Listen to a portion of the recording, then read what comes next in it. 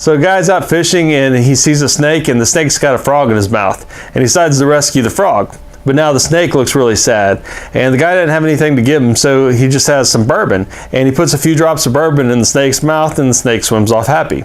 Well, a few minutes pass, and the snake comes back, and he's got 2 frogs in his mouth. So the lesson is, what gets rewarded gets done.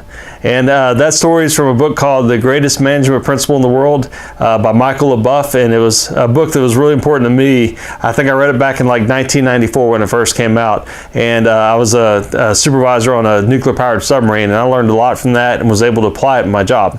So obviously this week we're going to be talking about employee rewards and recognition, and make sure you stick around to the end for a special bonus.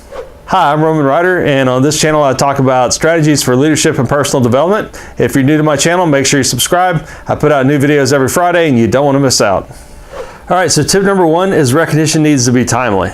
So you don't want people wondering what they're being recognized for because it's been so long that they've forgotten and don't know what you're talking about.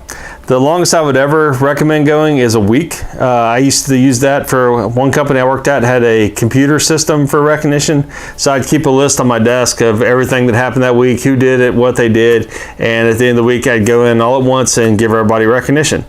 Now that does mean that during the week I wasn't doing other things to recognize people as well. And at the end of this video, that's going to be the bonus I kind of alluded to.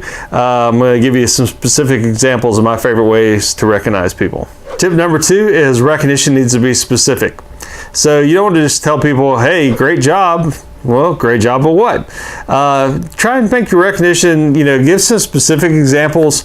Also, if you could tie it back to your values of your company or your business, to your vision, as I've talked about in the past, it's great to have a vision to kind of give people guidance, and then recognize the behaviors that are consistent with the vision. So make sure you give people specific examples so they know why they're being recognized in the first place. Tip number 3 is recognition is meaningful. You want it to have meaning to the person, and each person's different, so you need to figure out what is meaningful to that person. For one person, they may want to be recognized in front of a group. For another person that's introverted, that may be their worst nightmare, so that's not the most meaningful way to recognize them.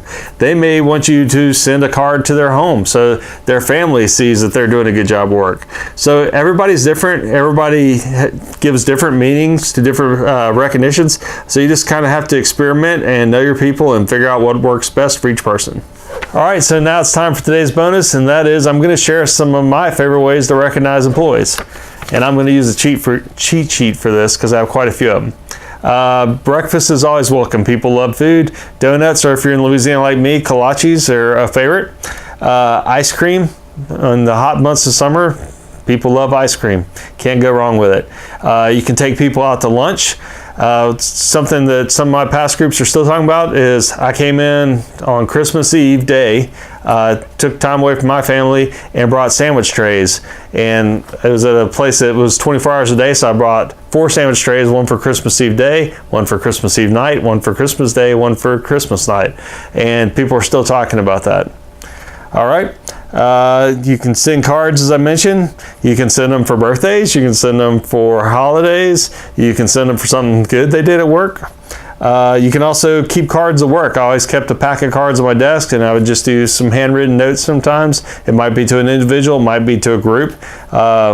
People posted those on bulletin boards and kept them for months and months.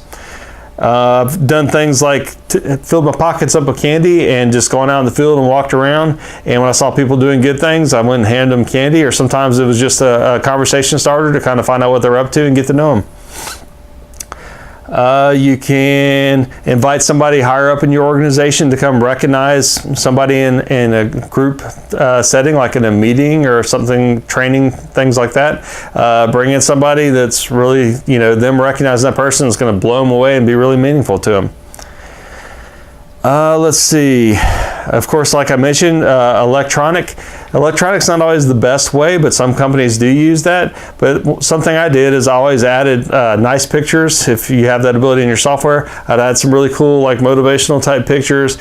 Do a really good write-up. As I mentioned, be specific and just really a good detailed write-up, and then print it out. So not only was it on the electronic system, I printed it out and posted it in our workplace. So everybody saw who was getting recognized and for what. So that was a little more meaningful way to do that.